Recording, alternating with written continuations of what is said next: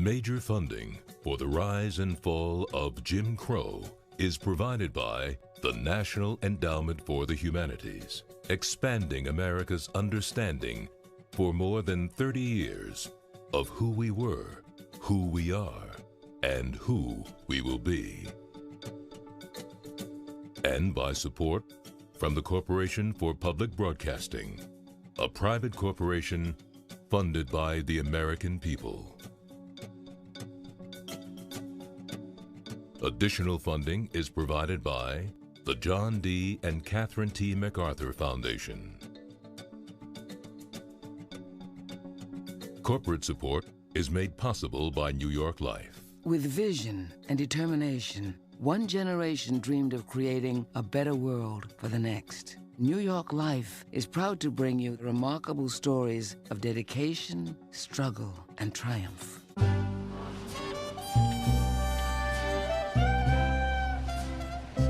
On the eve of World War II, Eleanor Roosevelt sardonically notes, "The South is changing, but don't press too hard." Within its borders live some 4 million black and white farmers, most of whom work somebody else's land, still using mules instead of tractors. Of its 4 million elementary school-age children, 1.5 million will be condemned to a life of illiteracy. The South is still ruled by a few corporations, politicians, and planters whose courteous style masks an iron fist.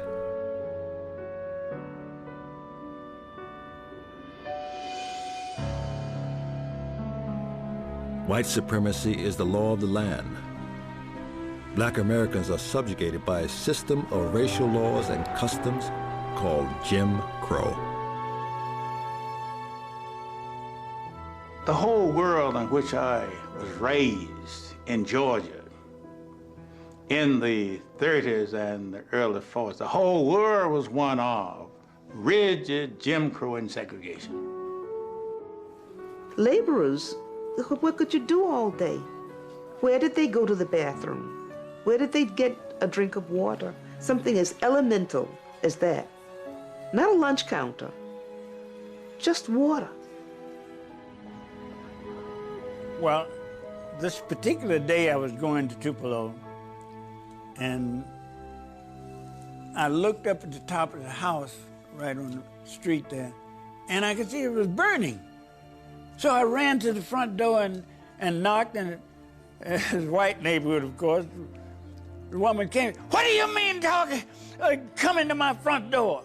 I said, "Oh, I'm sorry. I said, "I was going to tell you that your house is on fire." She said, "Wait a minute, come." We could play together at home.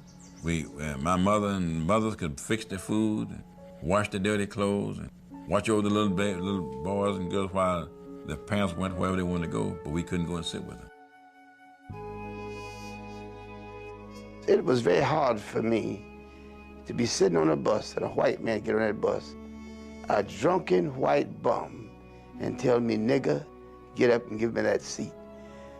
I can remember times when I said to myself, it's time to die. It's time to go to hell. And then I'd realize, it's not it. Because if you didn't get up and give that white bum that seat, that bus driver would stop that bus and come back and start whooping you with a club, and then the police near, and you were just in some serious trouble. I knew that a change would come about in the South just as a change would come about in the North. And I was thinking within my mind, hopefully it will not be bloodshed, but someone would have to bring this change about.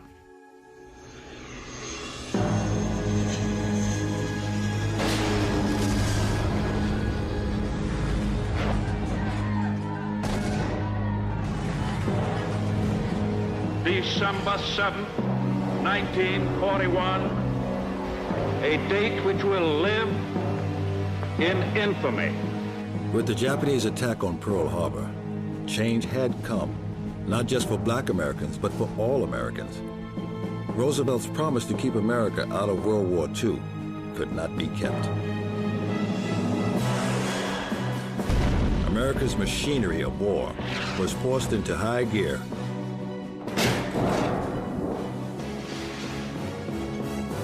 with confidence in the unfounding determination of our people, we will gain the inevitable triumph, so help us God. By the thousands, Southern blacks migrated north to produce the instruments of war. And thousands of black men and women would leave their segregated society to fight in a segregated army. The war would become the transforming experience of their lives. The army at that time, it gave me a certain air about me. That was filled with Jews.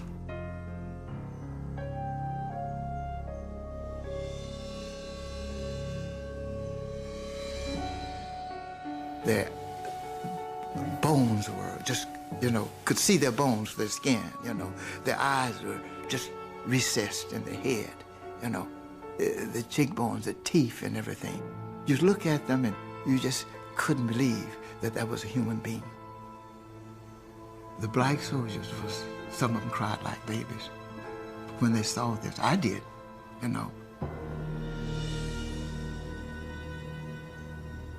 It was just beyond the thought of how a human being could do what they did to those people.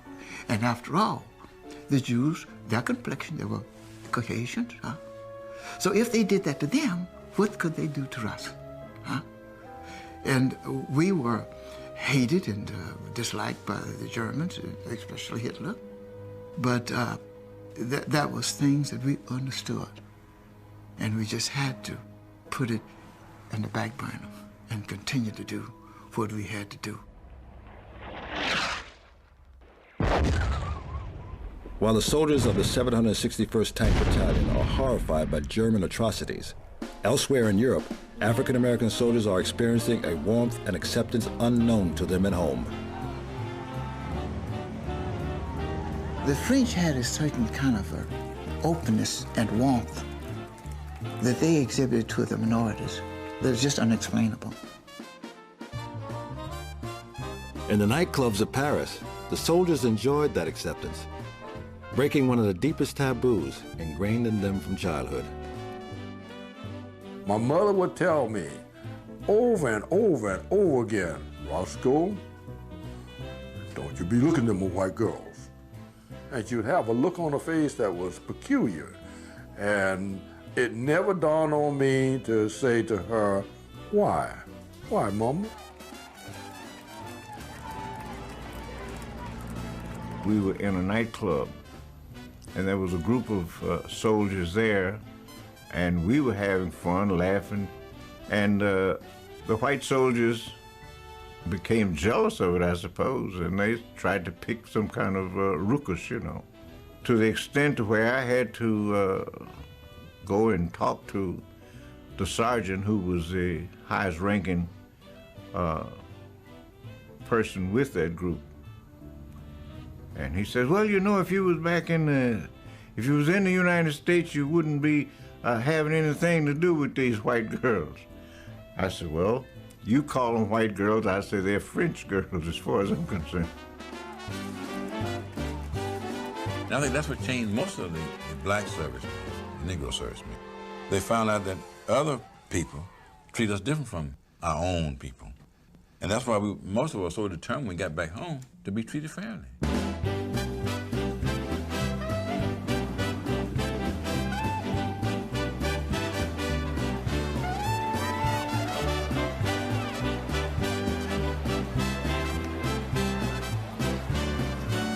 The South to which the veterans returned is not the South they had left.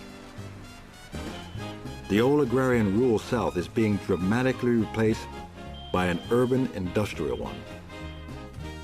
Signs of the new prosperity are everywhere. But for the returning black veterans, there are other painfully familiar signs as well. I thought prejudice would be gone, or eliminated, or stopped when I got back. But I found that it was not. I was standing out in front of the bank, waiting on it to open. And two white men were there. And one of them said, I reckon now all the Negroes will be coming back, I guess. And the other one say, yeah. And the other one say, well, I guess we'll have to put them all back in their places. That's what he did. And he said, yep. He answered 3 or 4 times before he stopped saying, yeah.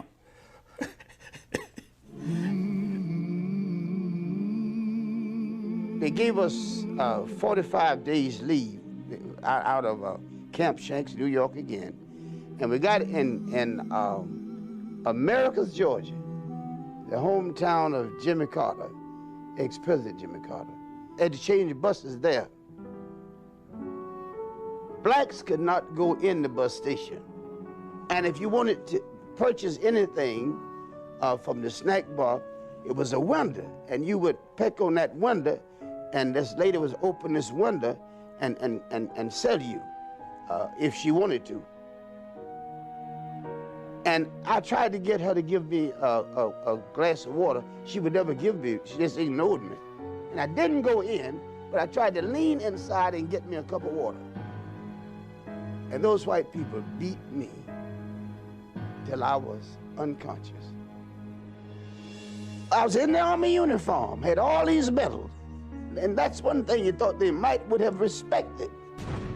And they beat me until they thought I was dead, called a black undertaker, who picked me up and found I had a pulse and still breathing, and carried me to a hospital there in Thomasville, Georgia, that still exists today. And I laid there crying for 8 weeks, wishing Adolf Hitler had won the war.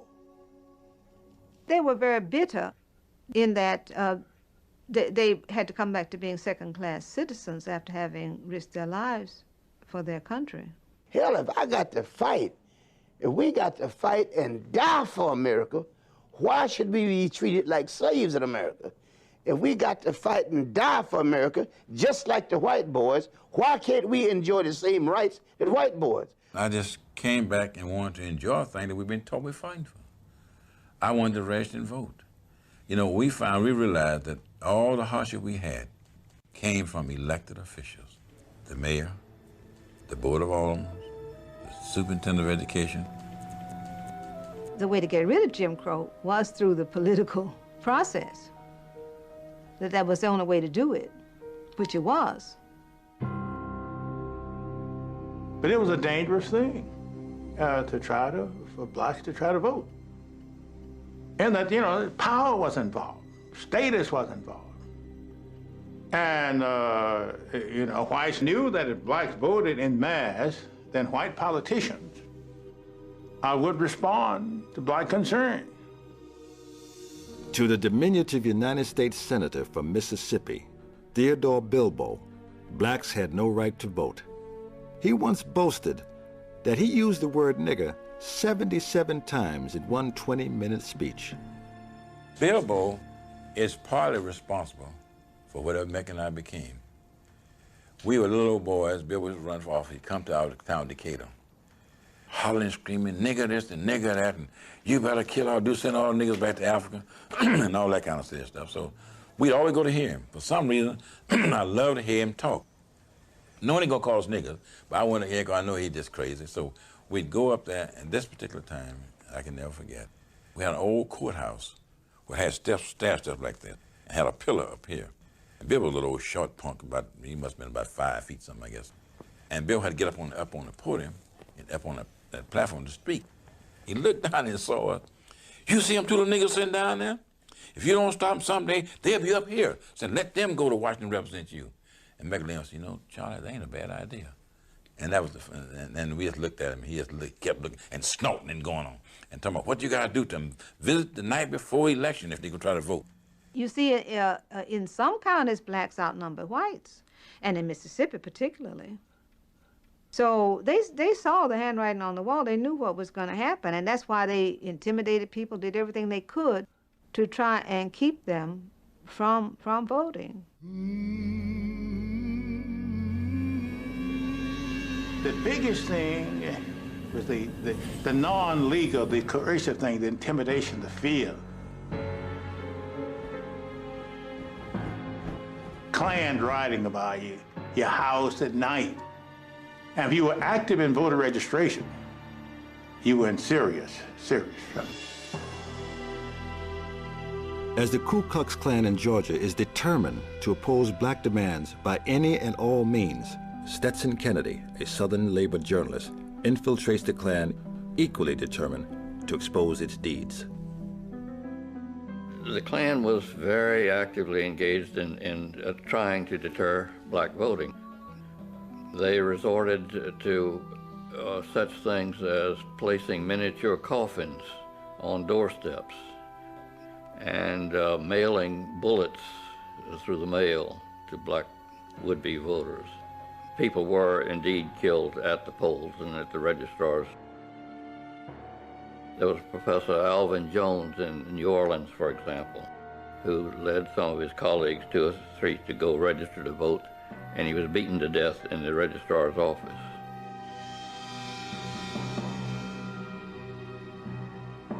Violence and the threat of violence deterred many, but not everyone. Went to vote that day. We had 5 of us go up, and I said, look, now we're going to vote no matter what happened. We got there, I mean, all the white I've known all my life. I couldn't believe that. Mr. Andy May, all kind of.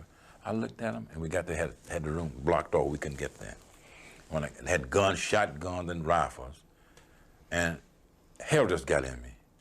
And I walked up to him. I said, "Get out the way," like that.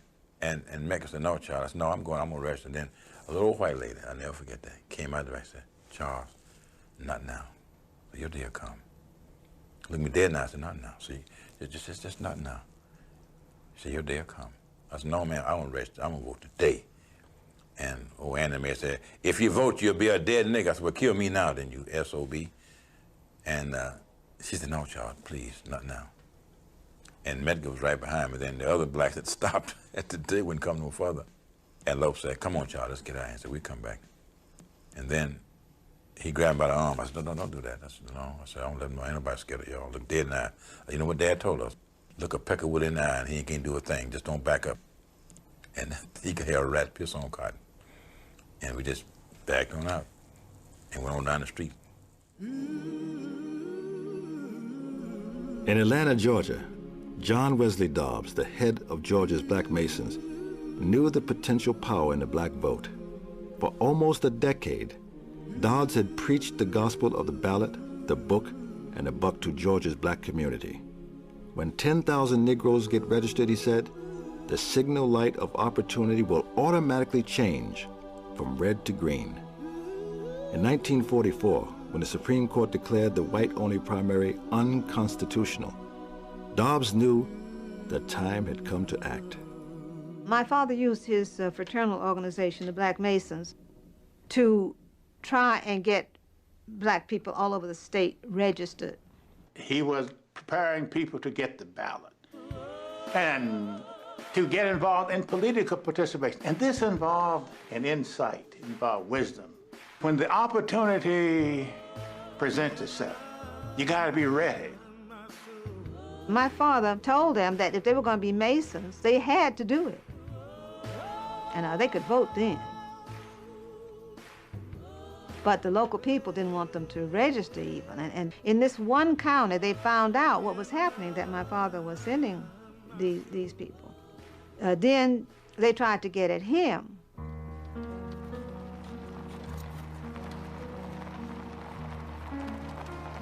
One night, very late, well, someone rang the doorbell, and my father, he looked out, and there was this sheriff's car from some county, this county. They had driven several hundred miles from this little place to come up there in the middle of the night now. And I'm sure they had no warrant or anything. And they wanted him to let them in. Well, he wasn't beginning to let them in, you know. Then after a while, when they saw they couldn't get in, they went on back. But to drive all that distance, think they were going to come in, that they were going to kidnap him and lynch him. I'm sure that if he'd opened the door, they were going to take him back down there and kill him. You could not be a person of color in this country with any self-respect without ultimately recognizing that you had to find a way to confront this terrorism, this act of indiscriminately taking people of color and lynching them. You could put up with a lot of things, you could redefine a lot of things, you could sort of reinterpret a lot of the social structures that were part of Jim Crow, but lynching was one of those things that was just too clear an insult to the integrity of every person of color, to the security of every person of color, to ignore. It made resistance inevitable. Risking rejection, violence, and even death, black voters went to the polls. Their votes provide the margin of victory for Atlanta's Helen Douglas Mankin, a political moderate over her conservative opponent. And of course, you know, we were just eager to latch on to anyone who provided some moderation, to give us just a little dignity, a little meaning in our lives, a little support, encouragement. So we were all excited about Helen Douglas Mankin. While blacks were excited, white supremacists were outraged. Eugene Talmadge, seeking a third term as governor of Georgia, builds his campaign around restoring the white primary. Eugene Talmadge was, I would say, the political Adolf Hitler of Georgia. I remember him coming to Bainbridge during the campaign. And really, he would be talking about something significant. The white people tell us about the niggers, Eugene, tell us about the niggers. I say it's the law this year, and some of the niggers will vote. The fewer the better. But I add to it this, if I'm your governor, they won't vote in our white primary the next 4 years. Yeah. My mother and I guess other sisters were in the dining room, and Talmadge was speaking. He said, nigger. And my mother walked over to the radio and cut it off. And she said, not in my house. And I just loved it. I mean, I didn't know what it was, but she suddenly made us protected and safe and dignified. In July of 1946, Talmadge's racially virulent campaign rhetoric adds fuel to the racial fires already burning in rural Walton County, Georgia.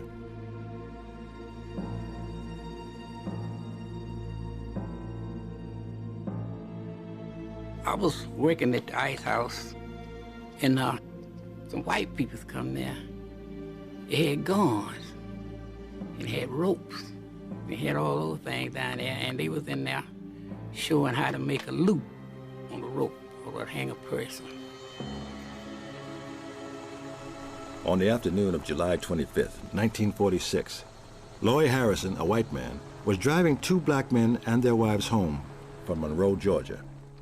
Harrison had just bailed one of the black men out of jail, Roger Malcolm, who had just been arrested for assaulting his white landlord. The other black man in the car was Malcolm's brother-in-law, George Dorsey.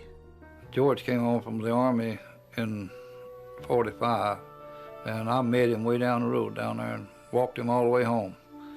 And he was telling me about being in the Army. He had some medals on. He was real proud of that. At sunset on July 25th, 10-year-old Clinton Adams and a friend were playing by the river at Moore's Ford Bridge. We seen Mr. Loy Harrison, his old big old black car, seen him go down the road. And didn't think nothing about it, about one car. Dave might go through there. And when he got along this spot here, he didn't have access to the bridge because they had a car blocking the bridge. One car came up from behind. The mob, about 15 or 20 armed white men, came out of the woods and out of the cars that was parked down here. We seen them down there fighting with some white men. We didn't know what was going on at the time being, so we just laid down right side the field there, right on the edge of it. And then we seen it was the Klans, because we knew some of them. And we said, they're gonna whoop them. Well, that's what the Klan done, whoop people, you know. And it doesn't matter whether you're black or white. If they take an oath and whoop your butt, you're gonna get one. And they tied up George's hands. And once they started into the wooded area with them, Dorothy, from what Laura Harrison said, yell out, "Don't kill him," and she called the name of one of the people that she recognized. Then the order was given to go back to the car and get the 2 young black ladies that was in the car.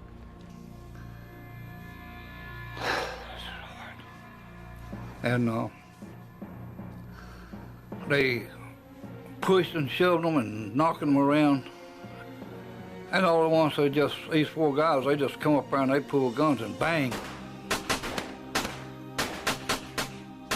And everything went into slow motion to me. And they started shooting, people standing up over them, shooting down on them, people were shooting in the trees, bullet was going every which way. They was on the ground, and I was shaking so bad till I couldn't move, I couldn't stay on the ground, I was just shaking that bad. And then when the shooting stopped, everything went silent, nothing, just quiet. And I stood up, and when I stood up, I was just like, you know, right there. And George, I knew him, I looked at him closest, I reckon, because he was my good buddy. And you could see the smoke and the air bubbling out, and their faces were just a mess. I mean, it was literally shot to pieces.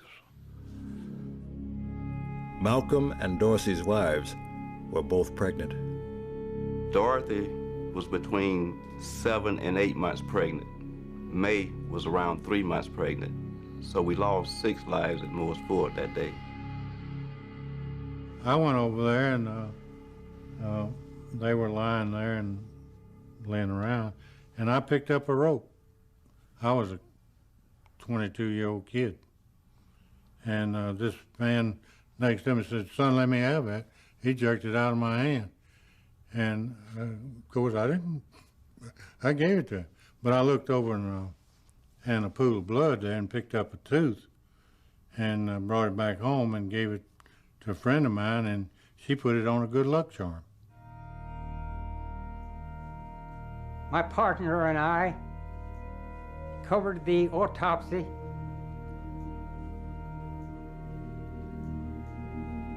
and we stood and watched this rather awesome experience where they had to use an axe to open up the chest, where they had to use these prongs to remove slugs and pellets from the body. I went down to the funeral home and looked at them, and that was one of the wrong things I shouldn't have never done. They just swole up and beat up. It was just awful.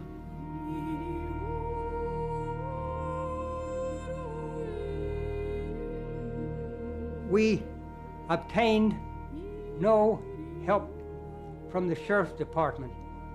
We received no help from the local police department. 2 or 3 days later, the sheriff was asking Mama questions about it, and I was just sitting on the porch. And I said, "I know who done it." Big mouth me on, let him know right quick. And he said, "Come here, boy." So I went over to him. And he said, "I want to tell you something." He said, "I can put some of these people in jail, but I can't put all of them. And if they find out you know what you know, it could come back on you, your mama, your sister, or your brother." And he said, "The best thing you can ever do is never mention this again." Rumors spread through the white community that 18-year-old Lamar Howard has told the police he had seen a mob gather at the ice house before the killings. Next day, I went back to the ice house, and these 2 white fellas asked me, "Well, what'd you tell them?" I ain't tell them nothing because I didn't know nothing to tell them. And then he kept on questioning. I know you told him. What did you tell him? You better tell me. If you don't tell me, I'm going to kill you. And he pulled the hammer back on that gun and pointed right in my face, about this close to you. And that bear looked like it was that big. But I still didn't tell him anything. I said, I don't know nothing, I can't tell you. Then they tried everything they could around there. Then one told the other one, he said, oh, let him go home. He don't know nothing, he don't know nothing. He said, now I'm gonna tell you, you go home, you don't stop to talk to nobody, and don't do anything, you go straight home.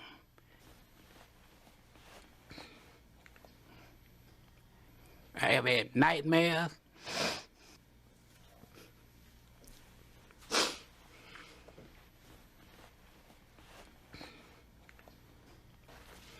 I would go to bed at night. I'd be scared somebody would come up there and get me.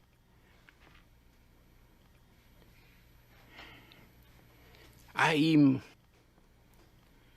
changed my name from Lamar Howard to Lamar Jones for a long time. Although Loy Harrison was the FBI's prime suspect in the killings, no one was ever charged, let alone tried and convicted for the murders. And I asked him, I said, Mr. Loy, I said, why did them people kill George and Doris? He said, well, before George went to the service, he was a pretty good nigger. But after he got out, he thought he was... means not protection of the people against the government, but protection of the people by the government.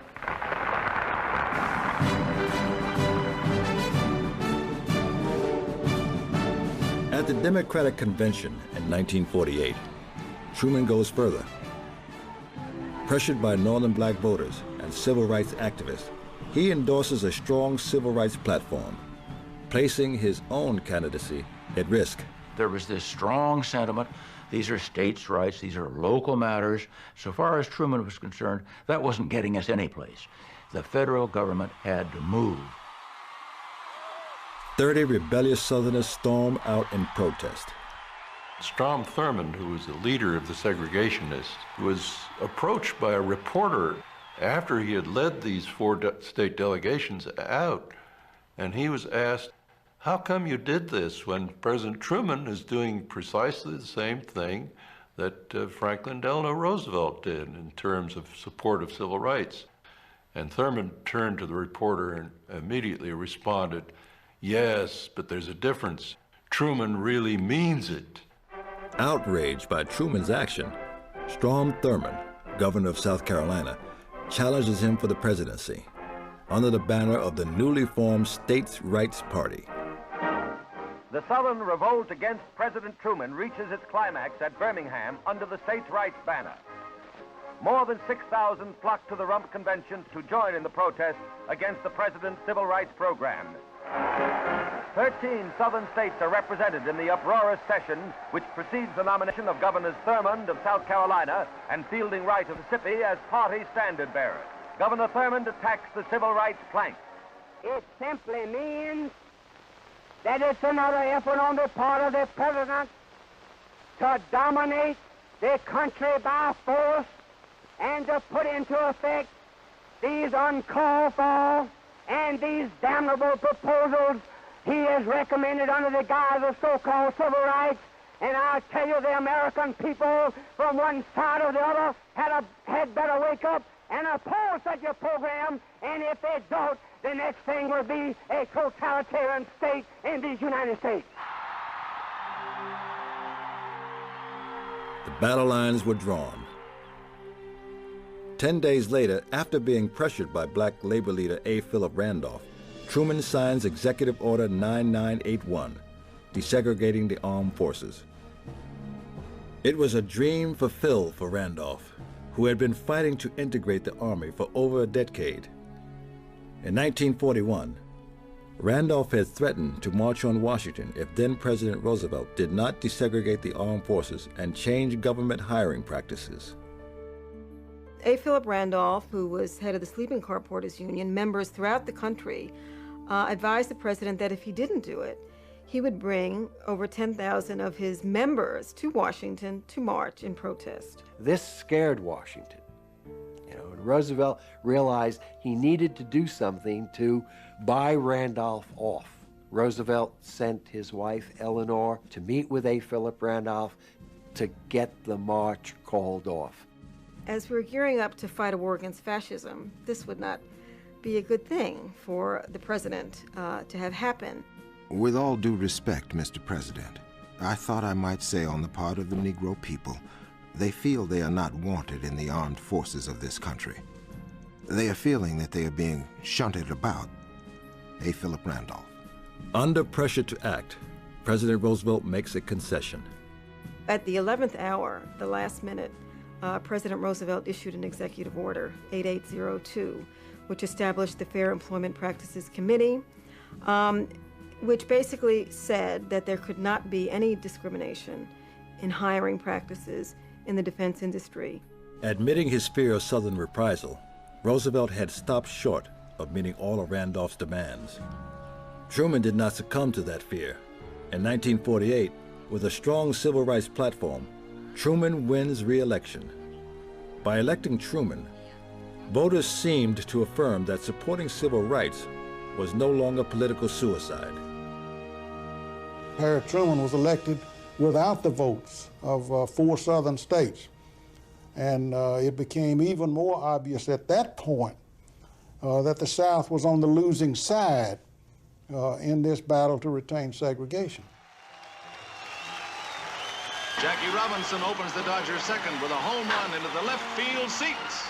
The Brooks, who clinched the pennant on the final day of the season, beating out the Braves. Even as the South resists, racial barriers fall throughout the nation. In 1947, Jackie Robinson breaks through the color line in baseball.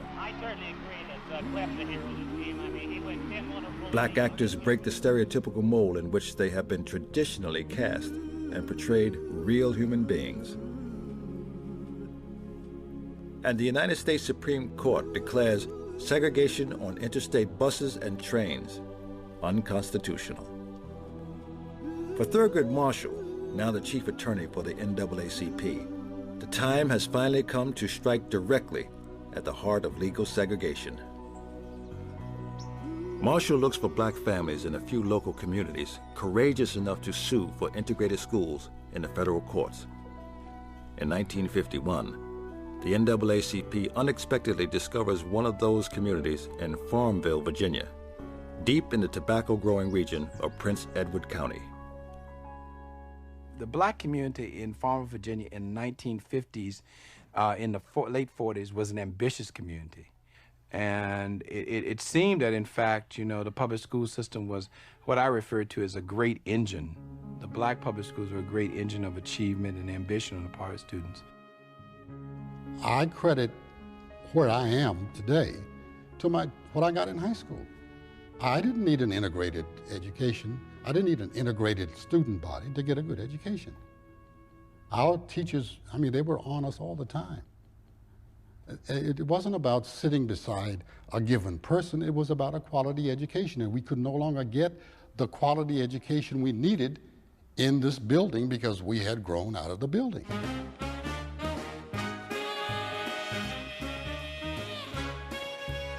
We never saw the white schools inside. I had no idea what the high school was like.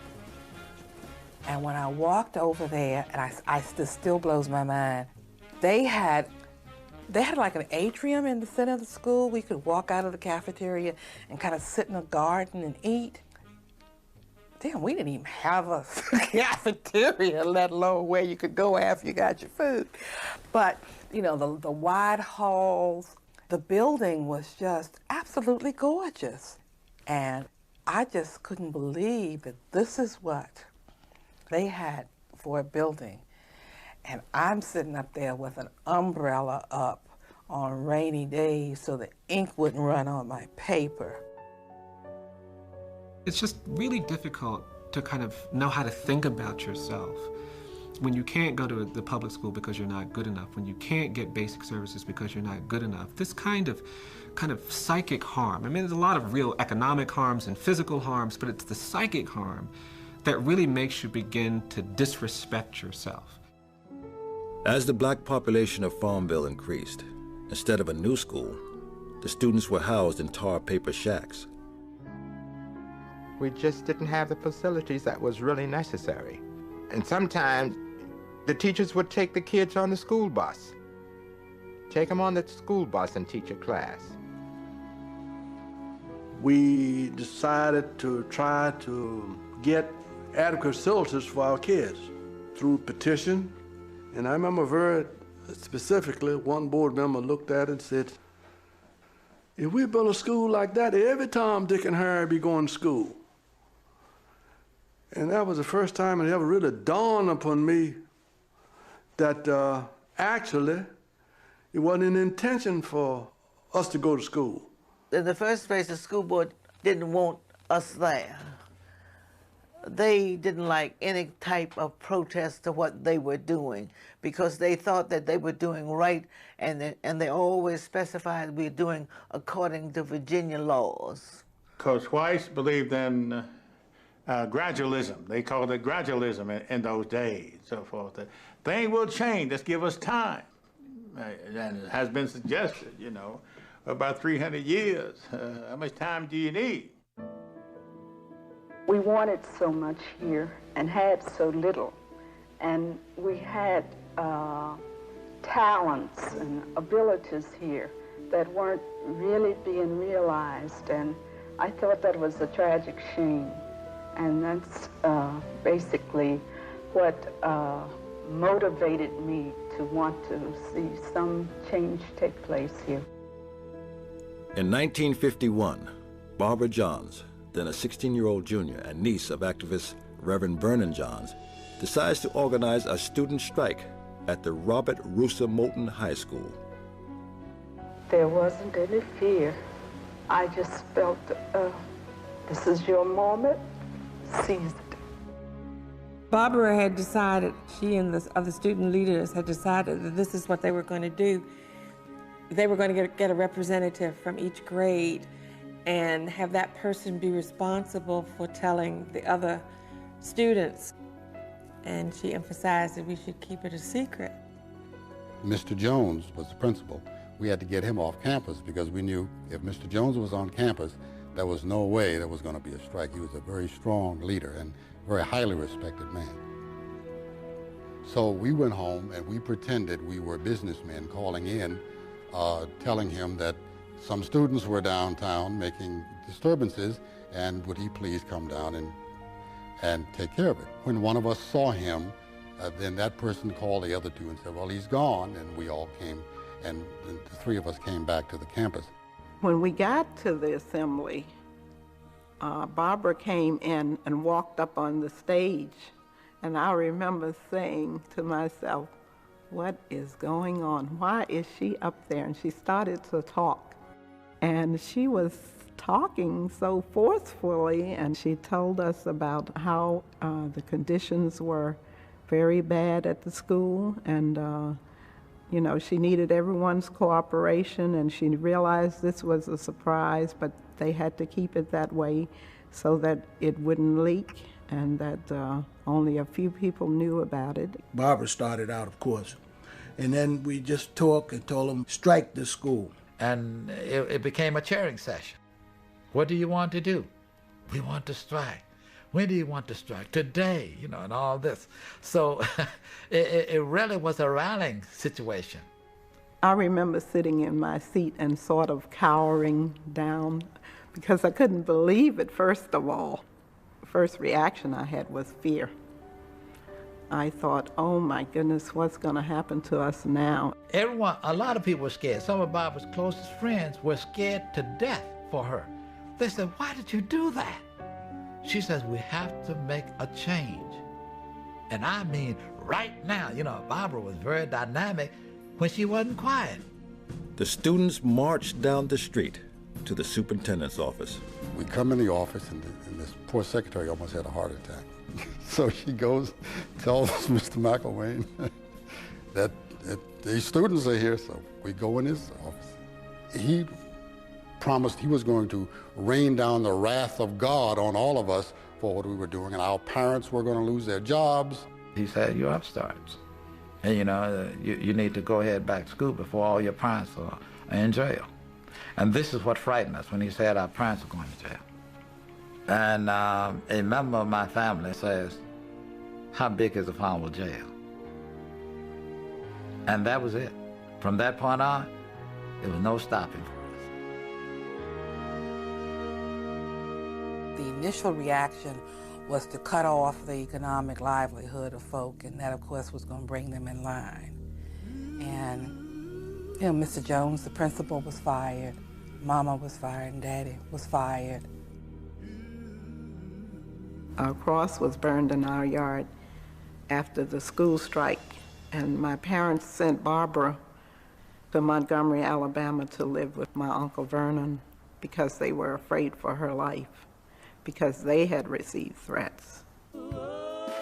Responding to the crisis, NAACP lawyers come to Farmville to assess the resolve of the community. It was just like my watching Jackie Robinson in Ebbsville. It was the most beautiful sight I've ever seen. And they came in there, and they were really and truly behind us. They were astounded to find that these people who had been dormant and quiet for so long were ready to back their children. Then, of course, Spotswood Robinson spoke up, and he says, if you're really ready to back them, then you have to sign this petition. And that's when we found out how we could separate the wheat from the chaff in the black community, because some of the blacks didn't sign. As you know, my mother and father signed. The NAACP takes up the students' cause, adding the Farmville case to a series of suits that will take the Roosa-Moulton students' challenge to Jim Crow all the way to the United States Supreme Court. It was the culmination of a 20-year legal campaign.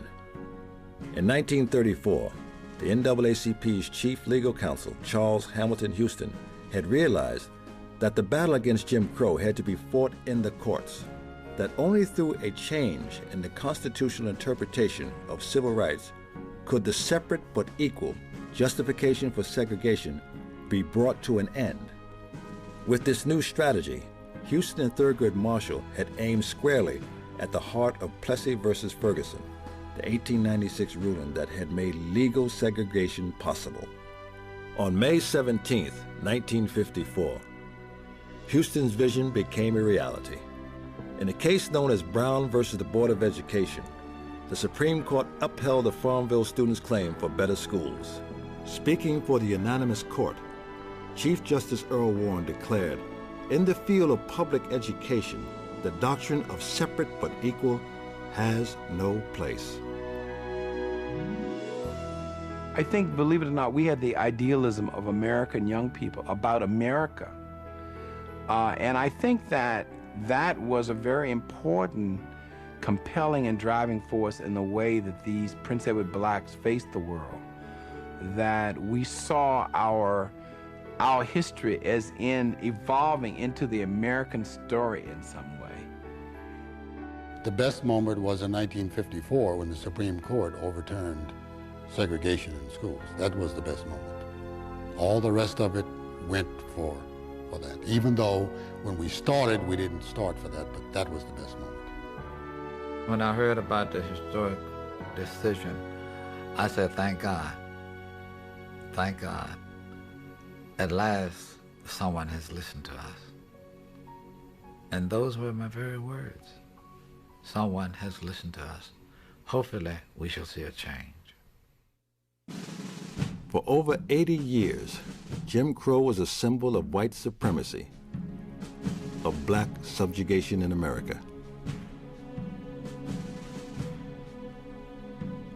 But another symbol of black America emerged in the lives of men and women who fought battles great and small.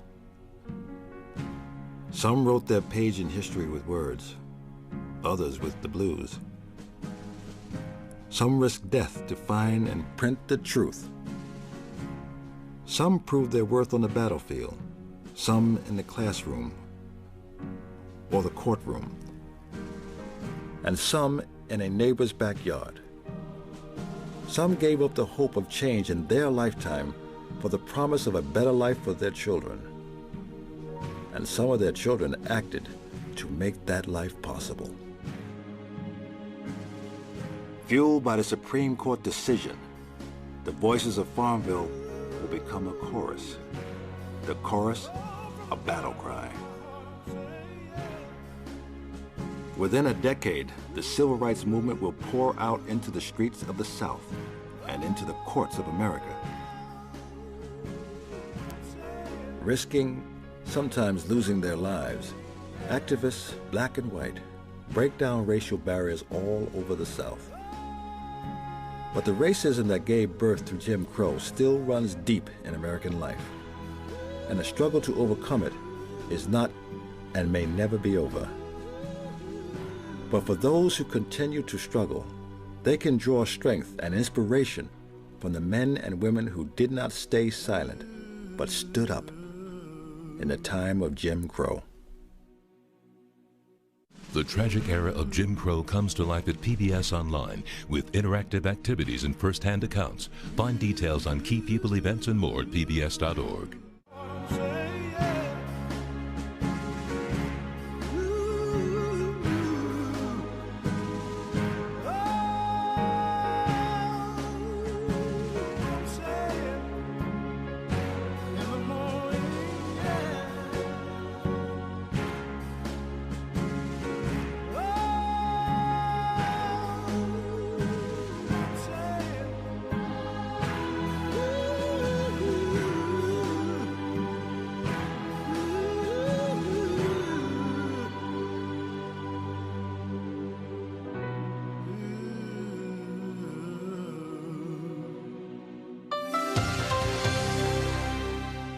Major funding for the rise and fall of Jim Crow is provided by the National Endowment for the Humanities, expanding America's understanding for more than 30 years of who we were, who we are, and who we will be. And by support from the Corporation for Public Broadcasting, a private corporation funded by the American people.